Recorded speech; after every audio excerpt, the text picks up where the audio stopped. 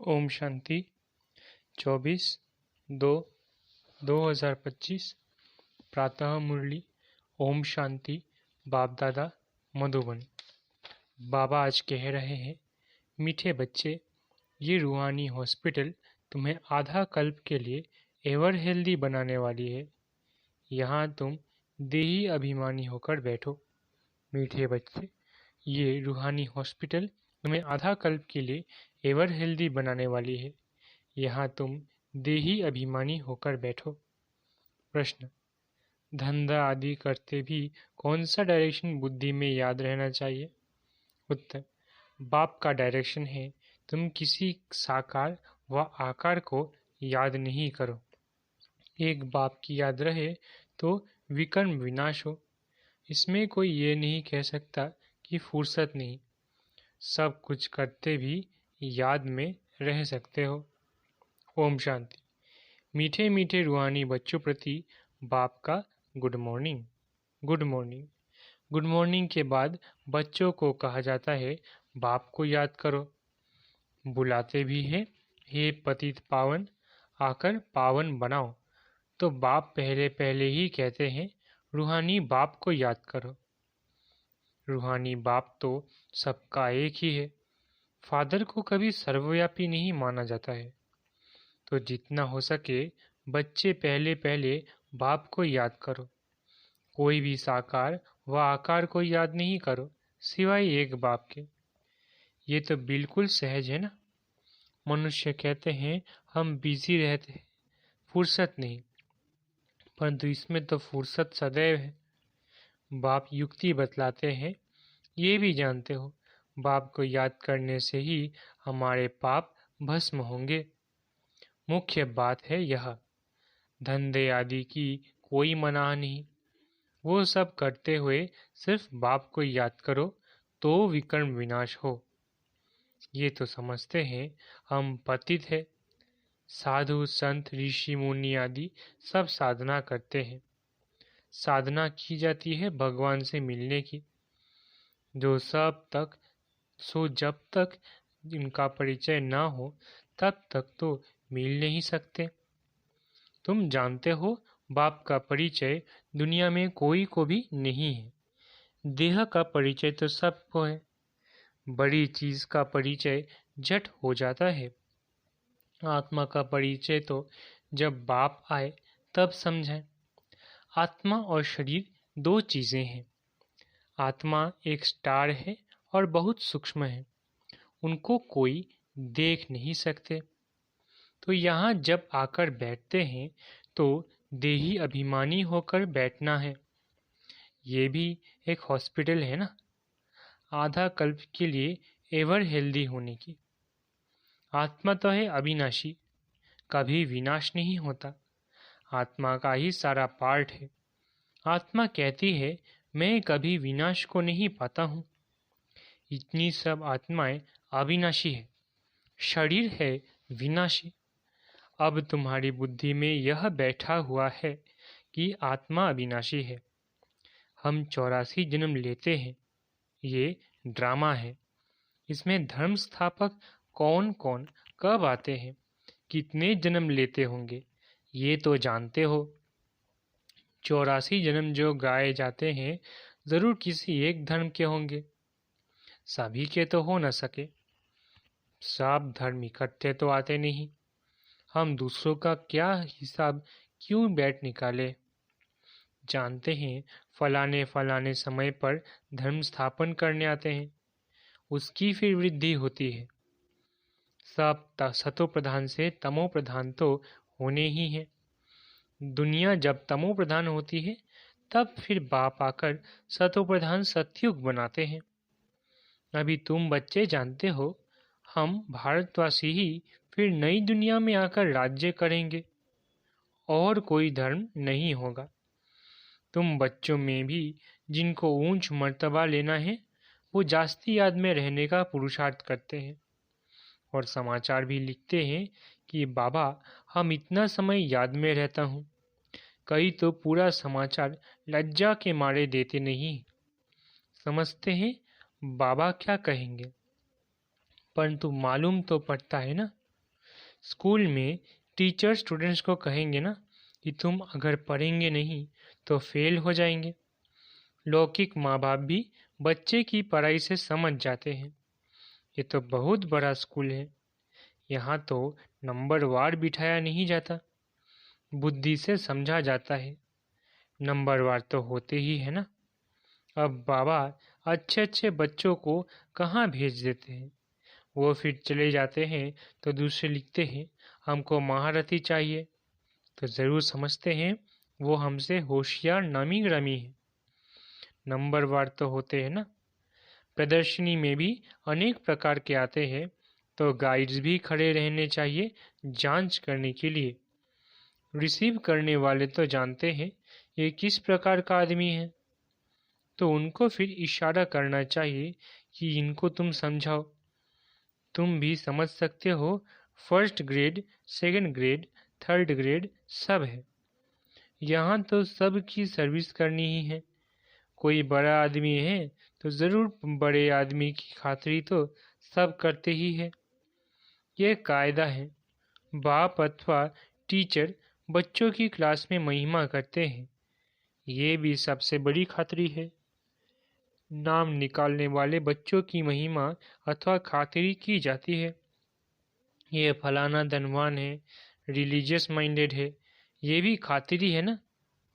अब तुम यह जानते हो ऊंच ते ऊंच भगवान है, कहते भी है बरोबर ऊंच ते ऊंच है, परंतु फिर बोलो उनकी बायोग्राफी बताओ तो कह देंगे सर्वव्यापी है, बस एकदम नीचे कर देते हैं। अब तुम समझा सकते हो सबसे ऊंचे ते ऊंचे भगवान, वो है मूल वतनवासी। सूक्ष्म वतन में है देवताएं, यहाँ रहते हैं मनुष्य, तो ऊंच ते ऊंच भगवान वो निराकार ठहरा। अभी तुम जानते हो हम जो हीरे मिसल थे सो फिर कौड़ी मिसल बन पड़े हैं, फिर भगवान को अपने से भी जास्ती नीचे ले गए, पहचानते ही नहीं है। तुम भारतवासियों को ही पहचान मिलती है, फिर पहचान कम हो जाती है।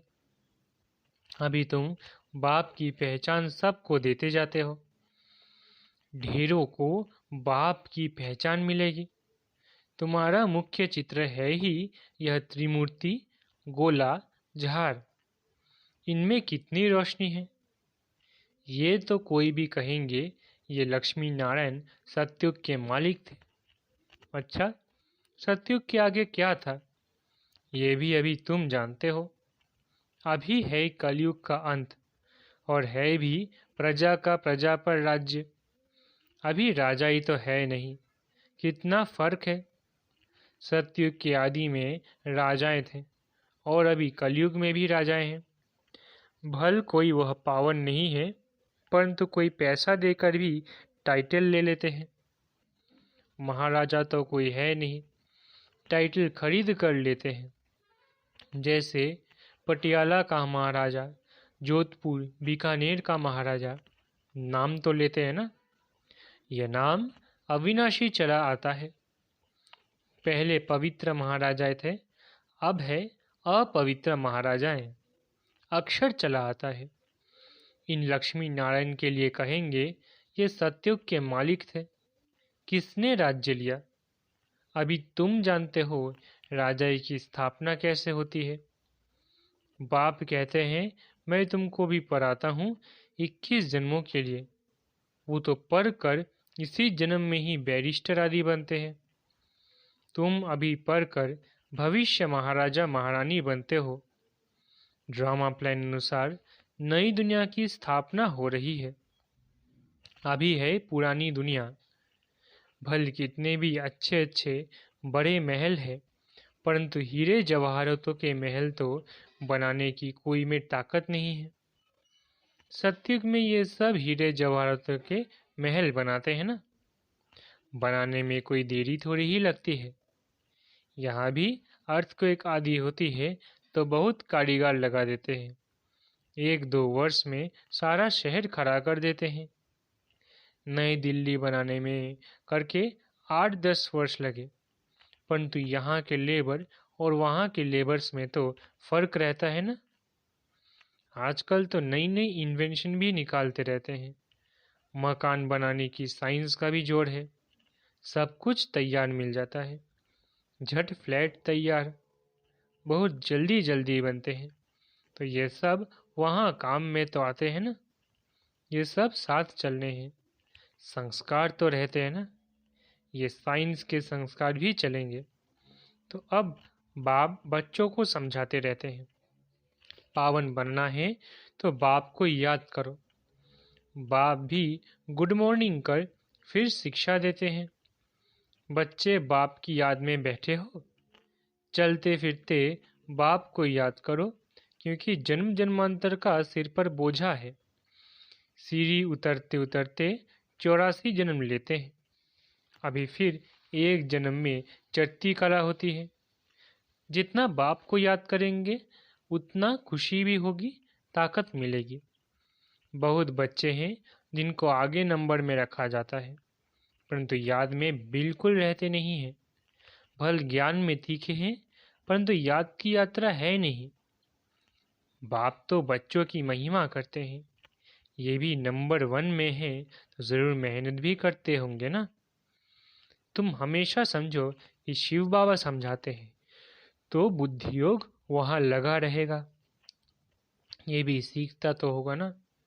फिर भी कहते हैं बाबा को याद करो। किसको भी समझाने के लिए चित्र है। भगवान कहा ही जाता है निराकार को। वो आकर शरीर धारण करते हैं। एक भगवान के बच्चे सब आत्माएं भाई भाई हैं। अभी इस शरीर में विराजमान है, तभी अकाल मूर्त है। ये अकाल मूर्त आत्मा का तख्त है। अकाल तख्त और कोई खास चीज नहीं है। ये तख्त है अकाल मूर्त का। भ्रकुटी के बीच में आत्मा विराजमान होती है। इसको कहा जाता है अकाल तख्त। अकाल तख्त अकाल मूर्त का। आत्मा सब अकाल है। कितनी अति सूक्ष्म है। बाप तो है निराकार, वो अपना तख्त कहाँ से लाए। बाप कहते हैं मेरा भी यह तख्त है, मैं आकर इस तख्त का लोन लेता हूँ। ब्रह्मा के साधारण बूढ़े तन में अकाल तख्त पर आकर बैठता हूँ। अभी तुम जान गए हो सब आत्माओं का यह तख्त है। मनुष्य की ही बात की जाती है, जानवरों की तो बात नहीं। पहले जो मनुष्य जानवर से भी बदतर हो गए हैं, वो तो सुधरे। कोई जानवर की बात पूछे, बोलो पहले अपना तो सुधार करो। सतयुग में तो जानवर भी बड़े फर्स्ट क्लास होंगे। किचरा आदि कुछ भी नहीं होगा। किंग के महल में कबूतर आदि का किचरा हो तो दंड डाल ले, जरा भी किचरा नहीं। वहाँ बड़ी खबरदारी रहती है, पहरे पर रहते हैं, कभी कोई जानवर आदि अंदर घुस न सके। बड़ी सफाई रहती है।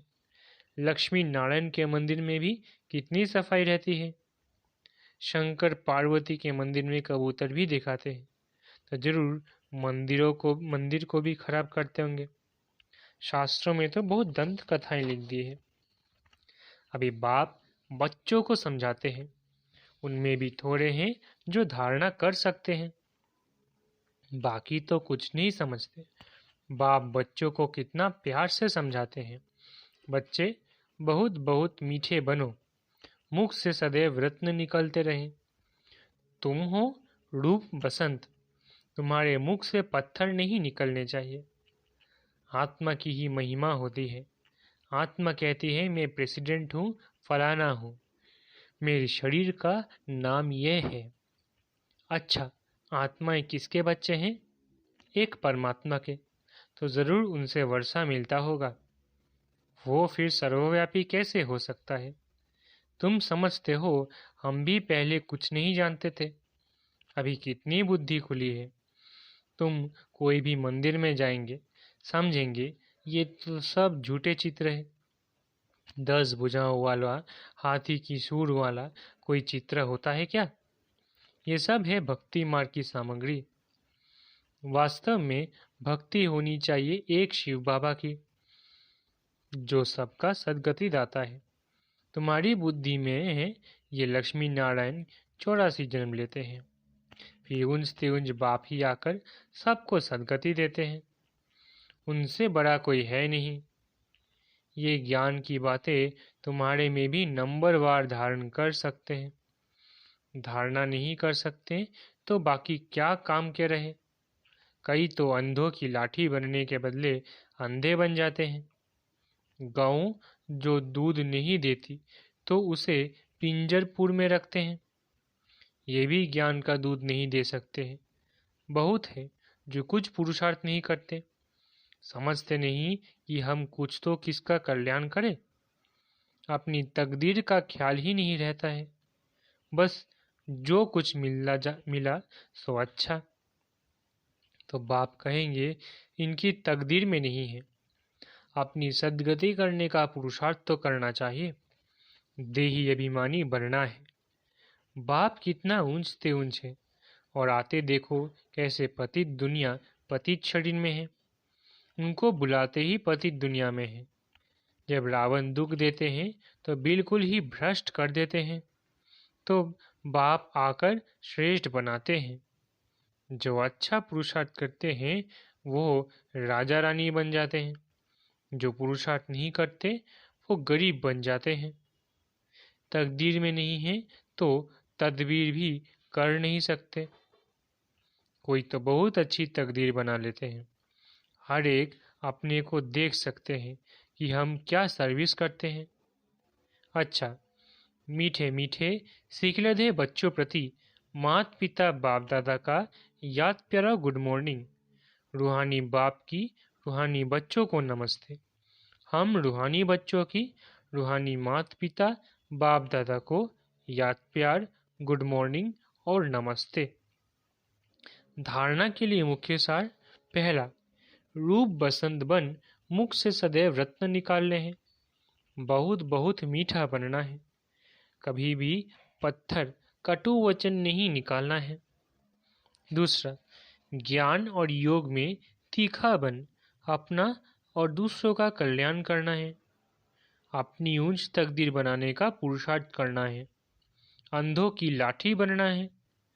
वरदान, संतुष्टता द्वारा सर्व के प्रशंसा प्राप्त करने वाले सदा प्रसन्नचित भव। संतुष्टता द्वारा सर्व से प्रशंसा प्राप्त करने वाले सदा प्रसन्नचित भव। संतुष्टता की निशानी प्रत्यक्ष रूप में प्रसन्नता दिखाई देगी, और जो सदा संतुष्ट व प्रसन्न रहते हैं उनकी हर एक प्रशंसा अवश्य करते हैं।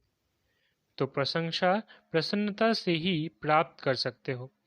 इसलिए सदा संतुष्ट और प्रसन्न रहने का विशेष वरदान स्वयं भी लो और औरों को भी दो, क्योंकि इस यज्ञ की अंतिम आहुति सर्व ब्राह्मणों की सदा प्रसन्नता है।